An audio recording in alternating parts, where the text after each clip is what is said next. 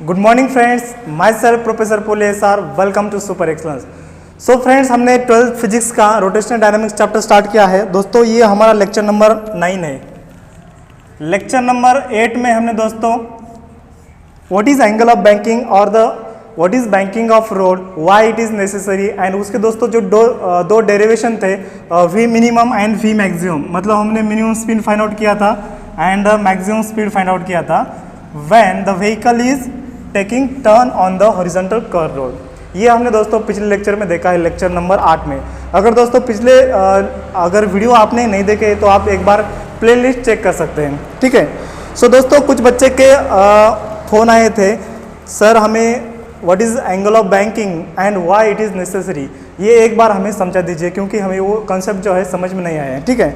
सो बच्चों, angle of banking मतलब क्या है, मैं एक बार आपको very with in short time आपको समझा दूंगा, ठीक है। ये सपोज आपका जो हॉरिजॉन्टल कर्व रोड है, ठीक है, ये पहले दोस्तों बैंक नहीं था, मतलब इंक्लाइन नहीं था, ये पहले हॉरिजॉन्टल था, ठीक है। ये कार है, कार जब टर्न लेती है तो क्या होता है, इसके ऊपर सेंट्रीपेटल फोर्स एक्ट होता है एंड सेंट्रीफ्यूगल फोर्स एक्ट होता है। जो सेंट्रीपेटल फोर्स प्रोवाइड कौन करता है दोस्तों, force of friction between tyres and the road. ये जो फ्रिक्शनल फोर्स है वही सेंट्रीपेटल फोर्स प्रोवाइड करता है। ये सेंट्रीपेटल फोर्स प्रोवाइड करता है, मतलब क्या करता है, सेंट्रीफ्यूगल फोर्स को बैलेंस करता है। ये जो आउटवर्ड फोर्स है दोस्तों mE²/r है। तो आप बोलेंगे कि सर ये सेंट्रीपेटल फोर्स ही प्रोवाइड कर रहा है और सेंट्रीफ्यूगल फोर्स को बैलेंस भी कर रहा है, ठीक है। मतलब दोनों चीज़ें एक साथ कैसे हो रही है। सो दोस्तों ये चीज़ें देखो, दोनों चीज़ें एक साथ हो रही नहीं है, ये दोनों चीज़ें एक ही है। मैं क्या बोल रहा हूँ, सिर्फ जो तरीका है ये बताने का वो अलग से यूज़ कर रहा हूँ। मतलब क्या, जो फ्रिक्शनल फोर्स है ये सेंट्रीपेटल फोर्स प्रोवाइड कर रहा है, मतलब क्या, सेंट्रीफ्यूगल फोर्स को बैलेंस कर रहा है। मतलब एक मैं आपको एग्जांपल देता हूँ, एक आदमी है,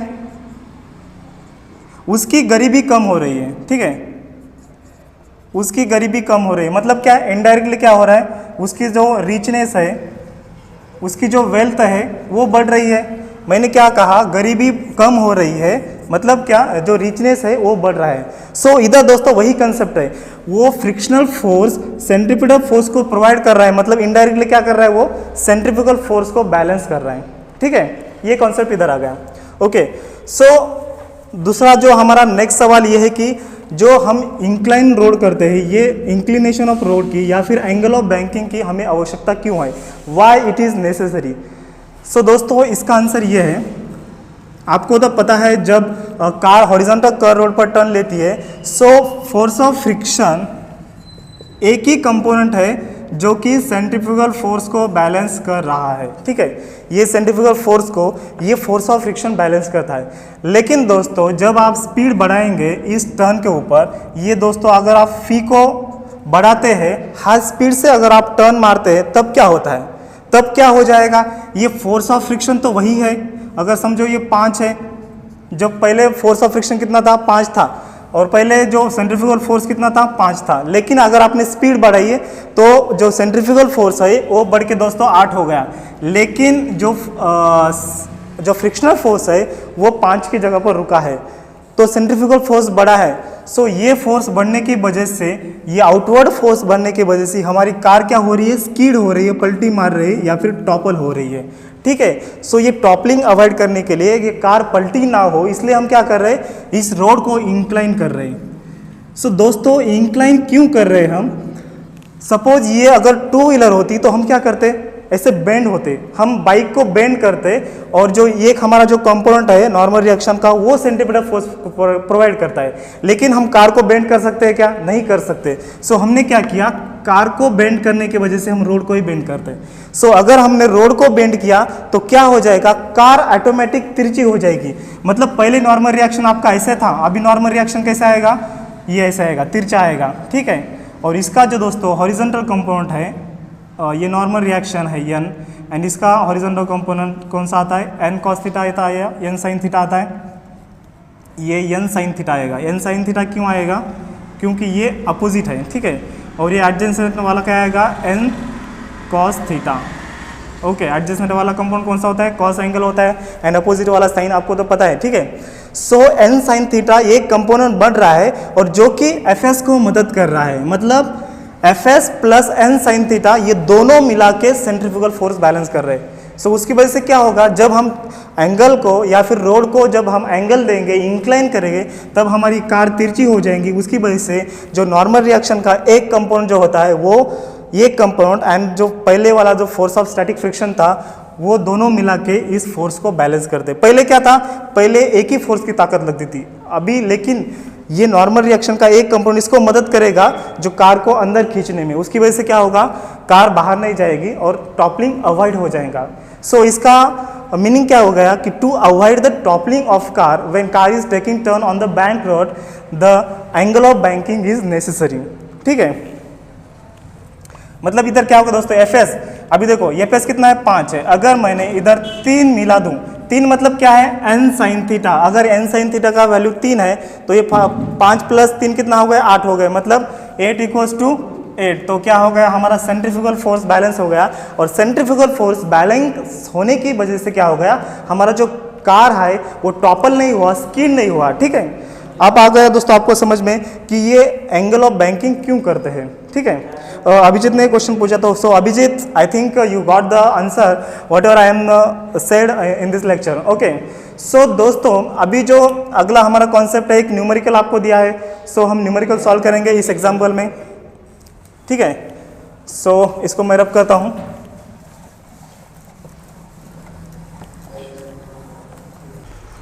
सो दोस्तों हमारा जो न्यूमेरिकल है, ये न्यूमेरिकल हमें दिया है और ये दोस्तों सॉल्व दिया है, लेकिन कुछ बच्चों को प्रॉब्लम आ रही है, उसकी वजह से हम सॉल्व कर लेते हैं। ठीक है, सो मैं दोस्तों न्यूमेरिकल पढ़ लेता हूँ। Racing track of curvature 9.9 metre, मतलब जो रेडियस ऑफ कर्वेचर कितना दिया दोस्तों 9.9 मीटर। ठीक है, ये 9.9 है।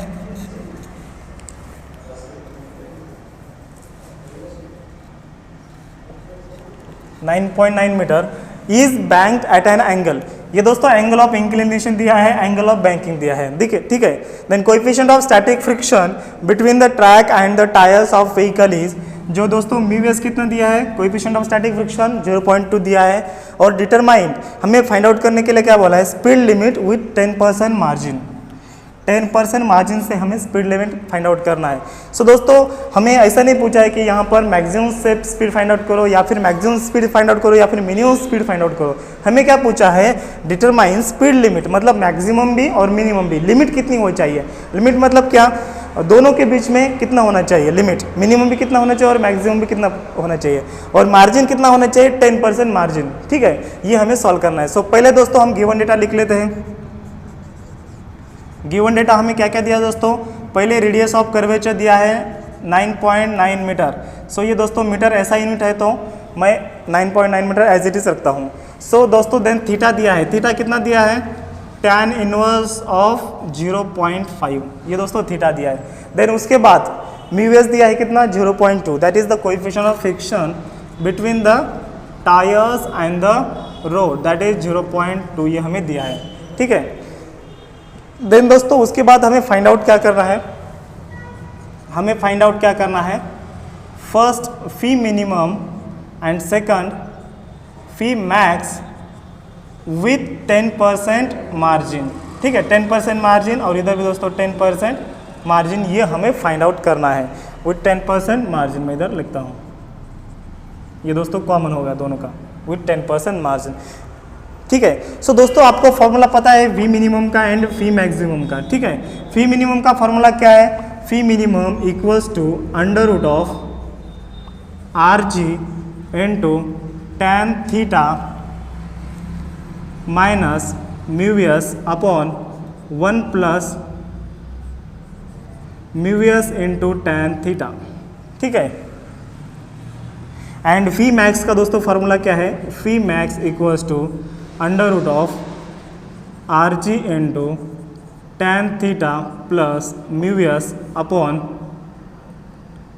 1 minus mu S into tan theta. So दोस्तों अभी गड़बड़ी इसमें क्या हो सकती है कि फॉर्मूले दोस्तों दिखने में थोड़े सेम दिखते हैं, सिर्फ प्लस माइनस का डिफरेंस है। सो अभी ये दोनों फॉर्मूले याद कैसे करें। ठीक है, सो दोस्तों यहाँ पर आपको पता है वी मिनिमम, सो मिनिमम कब क्वांटिटी होगी, कौन सी भी क्वांटिटी मिनिमम कब होगी, जब डिनोमिनेटर बड़ा होगा। ठीक है, जैसे कि अगर हम 1/2 एंड 1/5 में मिनिमम क्वांटिटी कौन सी दोस्तों, 1/2 कम है या फिर 1/5 कम है, कौन सी क्वांटिटी मिनिमम है, 1/5। क्यों 1/5 कम है, क्योंकि इसका डिनोमिनेटर ज़्यादा है, इसका डिनोमिनेटर 2 है, इसका डिनोमिनेटर 5 है। सो डिनोमिनेटर ज़्यादा होने की वजह से ये क्वांटिटी दोस्तों मिनिमम आएगी। आप 1/2 का अगर रेशियो फाइंड आउट करेंगे तो कितना आएगा, 0.5 एंड 1/5 का 0.2। सो कौन सी क्वांटिटी कम है, 0.2 कम है, क्योंकि इसका जो डिनोमिनेटर है वो ज़्यादा है। सो वी मिनिमम दोस्तों फॉर्मूला कैसे याद करना है आपको, अगर यहाँ पर अगर आप प्लस करते नीचे तो क्या हो जाएगा, अगर आप प्लस कर रहे तो नीचे वाली क्वांटिटी बढ़ जाएगी। सो नीचे वाली क्वांटिटी बढ़ रही है मतलब क्या, ओवरऑल क्वांटिटी कम आ रही है। सो उसकी वजह से हम नीचे प्लस लेंगे। नीचे प्लस क्यों लेंगे, क्योंकि हमें क्वांटिटी बढ़ाना है नीचे की, हमें मिनिमम स्पीड फाइंड आउट करना है ना। सो नीचे वाली क्वांटिटी बढ़ रही है, इसको हम प्लस करेंगे। सो एज इट इज हमारा फॉर्मूला हमें याद रहेगा। ठीक है, सो नीचे प्लस है मतलब ऊपर हम माइनस ले लेंगे, ये ऐसे फॉर्मूला आपका याद हो जाएगा वी मिनिमम का। और वी मैक्स का कैसे दोस्तों, वी मैक्स मतलब क्या, नीचे वाली क्वांटिटी कम होनी चाहिए। सो हम नीचे माइनस लेंगे और ऊपर प्लस लेंगे। हमें नीचे वाली क्वांटिटी कम करना है, सो माइनस लेंगे, कम करेंगे मतलब माइनस लेंगे, उसकी वजह से उधर प्लस आ जाएगा ऊपर। सो ये हमारा वी मैक्स का फॉर्मूला याद रहेगा। ठीक है, ऐसे दोस्तों आप ट्रिक मतलब या ऐसे ट्रिक्स आप यूज़ कर सकते हैं किसी भी फार्मूला को याद करने के लिए। ठीक है, सो दोस्तों अभी हमें फार्मूला में वैल्यू पुट करना है और हमें आंसर फाइंड आउट करना है। सो पहले हम दोस्तों फी मिनिमम फाइंड आउट करेंगे। ठीक है, फी मिनिमम वैल्यू पुट कीजिए। अभी दोस्तों जी का वैल्यू आपको नहीं दिया है। ठीक है, जी का वैल्यू नहीं दिया है मतलब आप कंसिडर कर सकते हैं, जी को आप 9.8 या फिर 10 मीटर पर सेकंड स्क्वायर कंसिडर कर सकते हैं। अगर आपने दोस्तों 9.8 भी कंसिडर किया तो कुछ दिक्कत नहीं। ठीक है, ये आपके दिल पे ऊपर है, क्योंकि अगर यहाँ पर आपको नहीं दिया है तो आप 9.8 भी यूज़ कर सकते हैं, 10 भी यूज़ कर सकते हैं। ठीक है, सो आर का वैल्यू कितना है दोस्तों, 9.9 इंटू जी का value 10, then tan theta, theta का वैल्यू क्या है, tan इनवर्स ऑफ 0.5।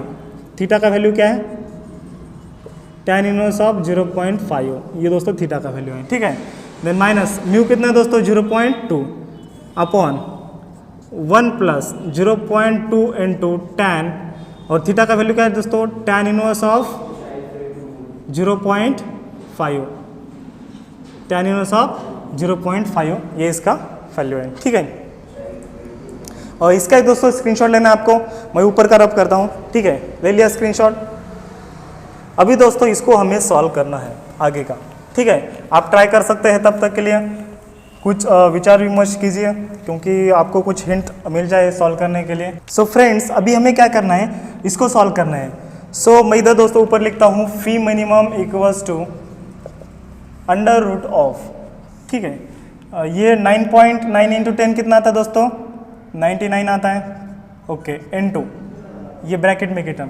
अभी दोस्तों tan इनवर्स ऑफ एनीथिंग क्या होता है, जैसे कि मैं इधर लिखता हूँ दोस्तों, आपने मैथमेटिक्स में पढ़ा होगा tan inverse of tan theta, tan inverse of tan theta equals to और tan inverse of any numbers. ठीक है, एनी नंबर, और इधर हम थीटा कंसिडर कर सकते हैं, कुछ भी आप कंसिडर कर सकते हैं। सो इसका वैल्यू क्या होता है, tan इनवर्स ऑफ tan मतलब क्या होता है दोस्तों, थीटा होता है, और tan of tan inverse of ये थीटा होता है। ये tan इनवर्स tan करते हैं, tan इनवर्स tan करते हैं, ये साइन में होता है, कॉस में होता है, कोसेक में होता है। अगर दोस्तों इधर ऐसे होता sine inverse of sine theta, so ये कैंसिल हो जाते हैं, सो इसका वैल्यू सिर्फ थीटा बनता है।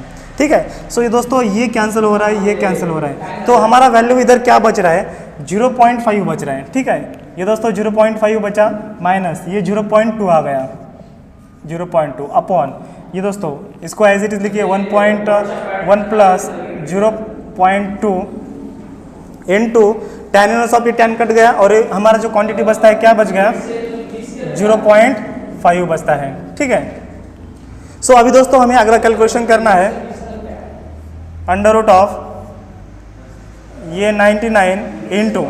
ठीक है, अभी दोस्तों 0.5 माइनस 0.2 कितना होता है, इसका सब्सट्रैक्शन कीजिए, 0.3 अपॉन 1 प्लस 0.2 इंटू 0.5, 0.1 हो गया। ठीक है, इसको अगर हम 1 प्लस 0.1 कितना होता है, 1.1 होता है, मैं डायरेक्ट दोस्तों 1.1 लिखता हूँ। ठीक है, दोस्तों इसका अगर आप डिवाइडेशन या फिर मल्टीप्लिकेशन और इसका डिवीजन करोगे तो दोस्तों इसका आंसर आ जाता है अंडर रूट ऑफ 27। ये आपको लॉग से कर सकते हैं या फिर डायरेक्टली 0.3 से मल्टीप्लाई कर सकते हैं और देन 1.1 से डिवाइड कर सकते हैं इस क्वांटिटी को, ठीक है। सो इसका दोस्तों आंसर आ जाएगा 27। अगर दोस्तों ये आपको कैलकुलेशन नहीं जम रहा है तो आप मुझे कमेंट वैसे कीजिए, ठीक है, जस्ट 1 मिनट। ओके, देन दोस्तों उसके बाद अभी अंडर रूट ऑफ 27 इसका वैल्यू हमें फाइंड आउट करना है, ठीक है। अंडर रूट ऑफ 27 का वैल्यू क्या आ जाता है, जस्ट 1 मिनट, फोन आ गया था। Okay, then under root of 27 का दोस्तों वैल्यू आता है 5.196 मीटर पर सेकंड, ये वैल्यू आता है, ठीक है, 5.196, ठीक है। ओके, देन अभी दोस्तों ये अगर आपको कैलकुलेशन लॉग से नहीं आ रहा है तो दोस्तों लॉग का मैंने सेपरेट वीडियो बनाए है, करीबन 12 वीडियो बनाए लॉग के ऊपर सर। सो अगर आपने वो वीडियो नहीं देखे तो प्लेलिस्ट में आप जाके चेक कर सकते हैं, ठीक है। सो इसको मैं रब करता हूँ आगे की टर्म को। ओके, अभी दोस्तों आपको क्या बोला है कि आपको जो मार्जिन लेना है 10% मार्जिन लेना है, ठीक है। सो 10% मार्जिन मतलब क्या, ये फी मिनिमम इक्वल्स टू 10% मार्जिन, मतलब ये 10% का फॉर्मूला आ जाएगा, ये 10% मार्जिन आएगा। सो 10% मार्जिन ले रहे हैं मतलब अब क्या करें, 10% फी मिनिमम को बढ़ा रहे हैं। सो पहले दोस्तों ये 100% है, इसको हम 100% मान लेते हैं। ये मिनिमम फी मिनिमम हमने फाइंड आउट किया, सो इसको हमने 100% मान लिया। सो ये 100% प्लस 10% मतलब क्या हो गया, 110% हो गया। मतलब क्या हो गया दोस्तों, 110% मतलब 110 अपॉन 100, ये हो गया दोस्तों 110%, ठीक है। इनटू ये हमें फी मिनिमम लेना है एज इट इज, मतलब 5.196, ठीक है। ये जीरो कैंसिल, ये जीरो कैंसिल। अगर हम इसको पॉइंट शिफ्ट करेंगे, ये दोस्तों पॉइंट इधर है, अगर हमने एक से इधर शिफ्ट किया तो ऊपर से भी हमको एक से शिफ्ट करना पड़ेगा। ये दोस्तों आपको समझ में आ गया पॉइंट शिफ्टिंग। मैंने क्या किया, सिर्फ एक बार आपको समझाता हूँ दोस्तों। ये पहला हमारा जो क्वान्टिटी था कितना था, 110 110 अपॉन 100। सो ये जीरो कैंसिल, ये जीरो कैंसिल। अभी दोस्तों ये जीरो कैंसिल मतलब ये जीरो निकल गए, ठीक है, ये जीरो निकल गया। अभी हमारा पॉइंट कहाँ पर बचा है, यहाँ पर बचा है। ये पॉइंट दोस्तों यहाँ पर बचा है, ठीक है। अगर मैं डिनोमिनेटर को पॉइंट LHS को शिफ्ट करता हूँ 1 से, सो मुझे RHS को भी LHS को भी न्यूमरेटर का पॉइंट मुझे शिफ्ट करना पड़ेगा। मुझे सेम मैथमेटिकल ऑपरेशन करना पड़ेगा डिनोमिनेटर के ऊपर एंड देन न्यूमरेटर के ऊपर, ठीक है। सो मैंने क्या किया, एक से पॉइंट शिफ्ट किया, मतलब ये जीरो कैंसिल हो गया और इधर आ जाता है दोस्तों 1.1। सो ये डिवाइडेड अपॉन 1 म्हणजे 1 कैंसिल हो जाता है। सो हमारा आंसर क्या आता है दोस्तों, 5.196 इंटू 1.1। सो इसका दोस्तों आपको मल्टीप्लीकेशन करना है। इसका मल्टीप्लीकेशन कितना आता है, सिर्फ मल्टीप्लीकेशन करना है, इतना तो आपको आ जाएगा। सो मैं डायरेक्टली दोस्तों आंसर लिख लेता हूँ 5.716, ठीक है, 5.716 मीटर पर सेकंड। ये दोस्तों हमारा आंसर आ गया फी मिनिमम विथ 10% मार्जिन, ठीक है।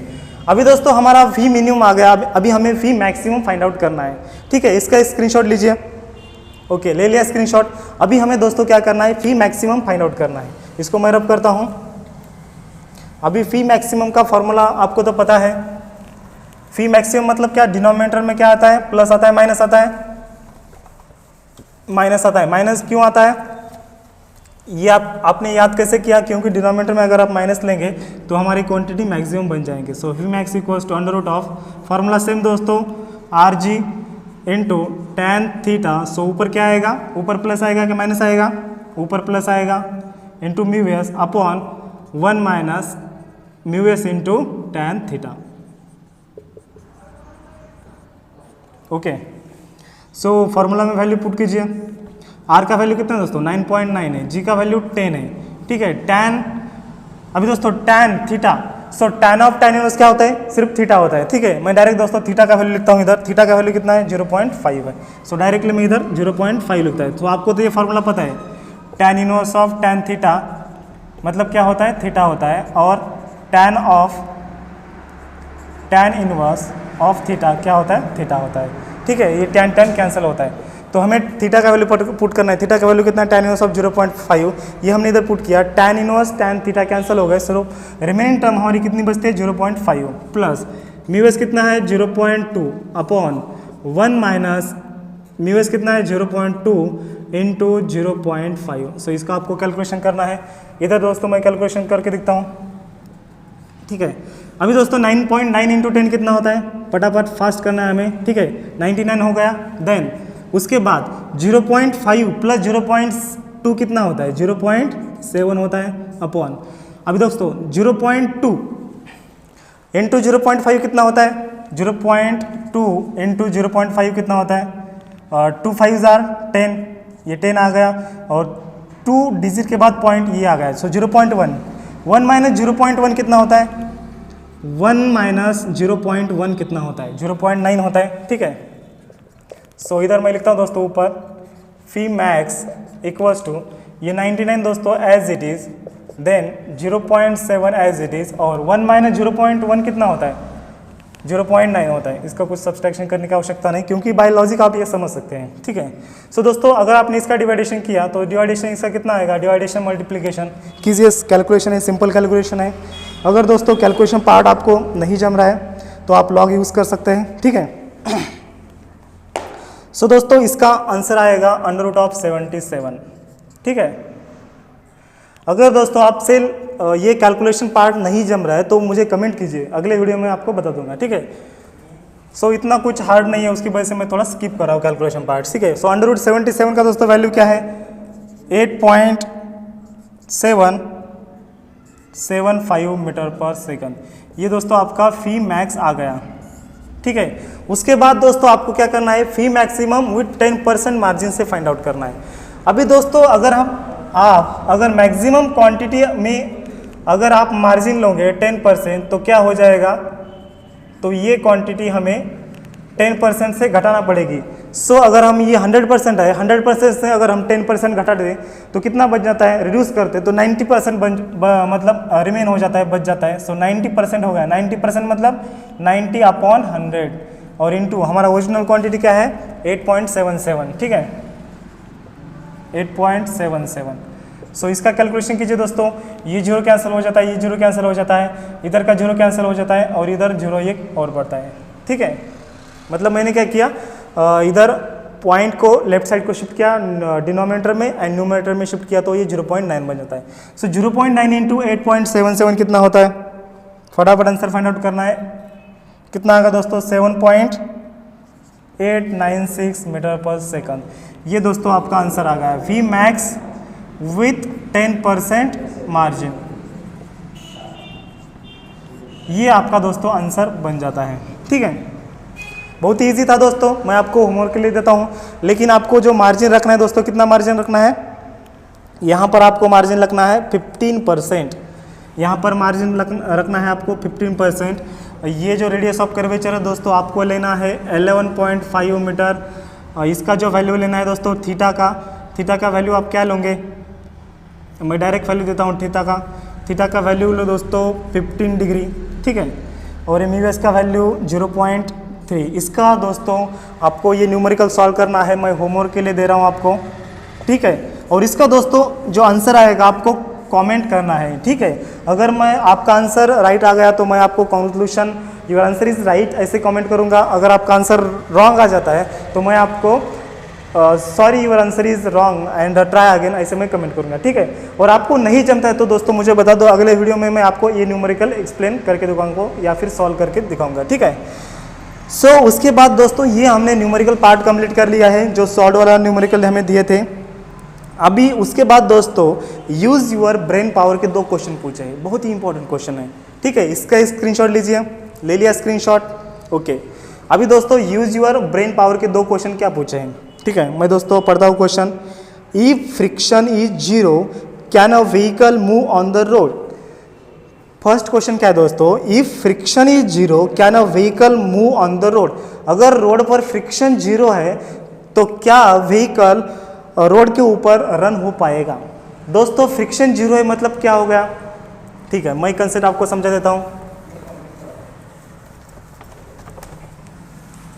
दोस्तों। फ्रिक्शन एंड स्टैटिक फ्रिक्शन क्या होता है, काइनेटिक फ्रिक्शन क्या होता है, उसके ऊपर मैं एक वीडियो बनाने वाला हूं।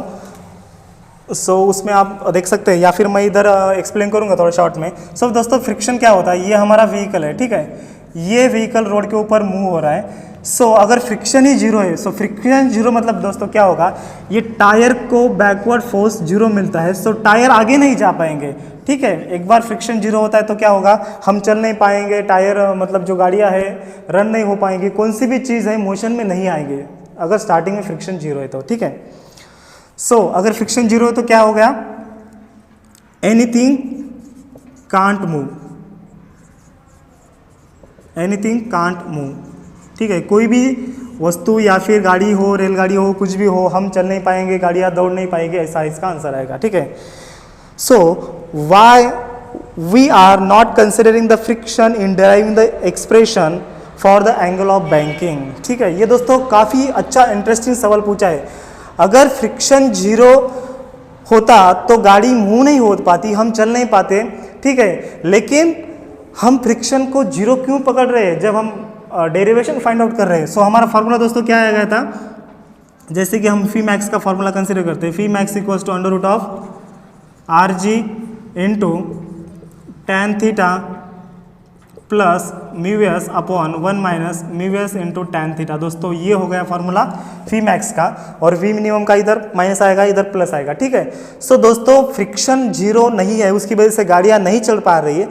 इस डेरिवेशन फाइंड आउट करने में हम फ्रिक्शन जीरो क्यों पकड़ रहे हैं, हम फ्रिक्शन को जीरो क्यों कंसिडर कर रहे हैं, ये हमें क्वेश्चन पूछा है। दोस्तों फ्रिक्शन को हम जीरो क्यों कंसिडर कर रहे हैं, इधर आपने फ्रिक्शन को जीरो कंसिडर किया तो ये क्वांटिटी हट जाएंगी, और सिर्फ दोस्तों यहाँ पर हमारा क्वांटिटी कितना बचता है, phi max equals to under root of R G tan theta, ये बचता है, ये हमने फाइंड आउट किया था। यहाँ पर हमने फ्रिक्शन को दोस्तों जीरो क्यों कंसिडर किया था, ठीक है। दोस्तों हम डेरिवेशन फाइंड आउट करने में जीरो क्यों कंसिडर कर रहे हैं, देखो दोस्तों, अगर मेरी कार है, स्विफ्ट कार है, अगर मैं रोड पे से टर्न मार रहा हूँ, मेरे टायर का क्वालिटी और रोड का क्वालिटी अलग हो सकता है। फ्रिक्शन जो है किस पर डिपेंड कर रहा है, एक तो मेरे टायर के क्वालिटी पर डिपेंड कर रहा है, और दूसरा रोड के क्वालिटी पर, ठीक है। ये दोनों में जो फ्रिक्शन होता है, ये हमारा रिजल्टेंट फ्रिक्शन है, ठीक है। ये हमारी स्विफ्ट गाड़ी है, स्विफ्ट गाड़ी के टायर, उसका साइज और रोड का क्वालिटी, उसके ऊपर फ्रिक्शन सपोज मान लिया 0.2 आ गया, ठीक है। और दूसरी बोलेरो कार आ गई, बोलेरो कार का साइज और मतलब टायर का साइज और रोड का क्वालिटी, उसका फ्रिक्शन 0.3 आ गया, ठीक है।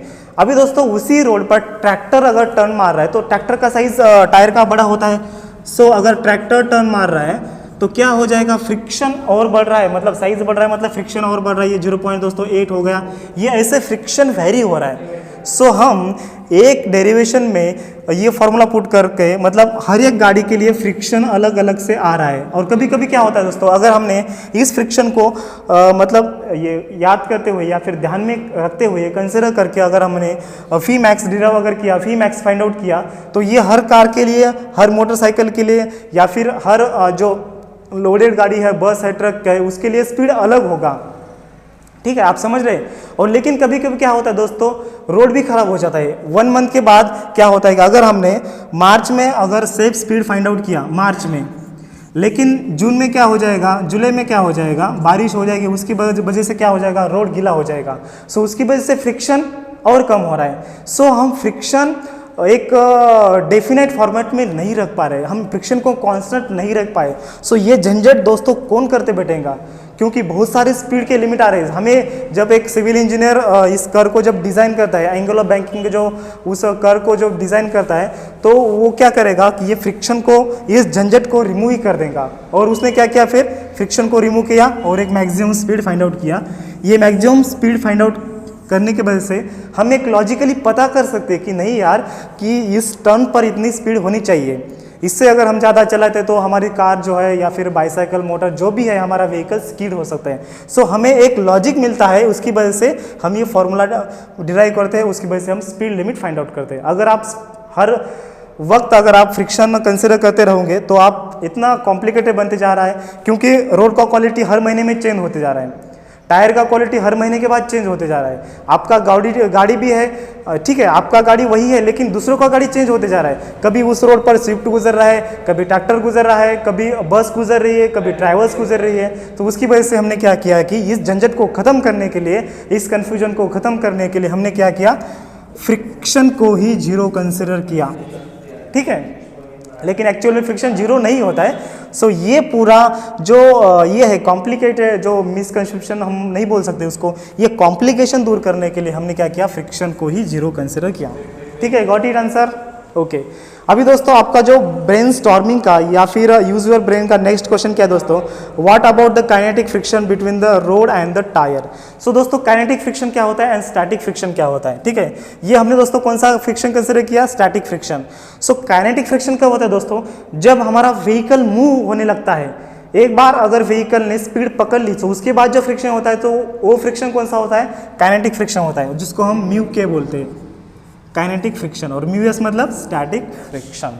ठीक है, सो हम दोस्तों यहाँ पर काइनेटिक फ्रिक्शन क्यों नहीं कंसिडर करते, इसका दोस्तों आपको पहले काइनेटिक फ्रिक्शन क्या, what is kinetic friction, then what is static friction, what is mean by friction, उसका रोल क्या है, ये पूरी चीज़ें आपको समझ में आना चाहिए, उसकी वजह से आपको काइनेटिक फ्रिक्शन समझ में आएगा। सो मैं दोस्तों वेरी शॉर्ट में बताऊँगा, फ्रिक्शन के ऊपर मैं एक सेपरेट वीडियो बनाने वाला हूँ, उस वीडियो में आपकी पूरी चीज़ें दोस्तों क्लियर हो जाएंगी, उसके नो डाउट। ठीक है, सो हम काइनेटिक फ्रिक्शन क्यों नहीं कंसिडर करते हैं, क्योंकि दोस्तों स्टैटिक फ्रिक्शन क्या होता है, जब कौन सा भी ऑब्जेक्ट अगर रेस्ट पर है, जब रेस्ट को ऑब्जेक्ट है अगर हम उसको मूव कर रहे हैं तो स्टार्टिंग में जो हम फ्रिक्शन लगाते हैं या फिर जो पावर लगाते हैं, जो स्टार्टिंग में हमें ज़्यादा पावर लगाना पड़ता है। क्यों ज़्यादा पावर लगाना पड़ता है, क्योंकि वो ऑब्जेक्ट रेस्ट पर है, और ये ऑब्जेक्ट रेस्ट होने की वजह से या फिर ये व्हीकल रेस्ट होने की वजह से हमें क्या करना पड़ता है, इस गाड़ी को ज़्यादा धक्का देना पड़ता है। ठीक है, सो उसकी वजह से क्या होगा कि फ्रिक्शन जो म्यूएस है वो ज़्यादा लगेगा। सो इसको हम क्या बोलते हैं, स्टैटिक फ्रिक्शन। सो दोस्तों एक बार अगर गाड़ी रनिंग में है तो क्या हो जाएगा, फ्रिक्शन कम होते जाएगा, फ्रिक्शन क्या होगा, कम होते जाता है, तो उसको हम क्या बोलते हैं, काइनेटिक फ्रिक्शन। मतलब क्या, जब गाड़ी मोशन में है, जो फ्रिक्शन लगता है मोशन में उसको हम काइनेटिक बोलते हैं, काइनेटिक मतलब मोशन। जो व्हीकल या फिर ऑब्जेक्ट काइनेटिक में है, जब फ्रिक्शन लगता है उस बॉडी के ऊपर ग्राउंड पर तो उसको हम काइनेटिक फ्रिक्शन बोलते हैं, और जब ऑब्जेक्ट रेस्ट पर है और जो रेस्ट ऑब्जेक्ट हम मूव करने में जो ताकत लगती है या फिर जो ऑपोजिंग फोर्स लगता है उसको हम स्टैटिक फ्रिक्शन बोलते हैं। ठीक है, ये दो चीज़ें आपको दोस्तों समझ में आई होंगी। सो ये जो काइनेटिक फ्रिक्शन है, स्टैटिक फ्रिक्शन है, अपना जो फ्रिक्शन वाला जो लेक्चर है उसमें आपको आप पूरी डिटेल में से कवर हो जाएगा। ठीक है, सो दोस्तों इसके ऊपर आज के इस लेक्चर के ऊपर आपके मन में दोस्तों कुछ भी डाउट है, एज अ फ्रैंकली आप हमें पूछ सकते हैं। ठीक है, सो वीडियो पूरा देखने के लिए धन्यवाद, थैंक यू, मिलते हैं बहुत जल्दी।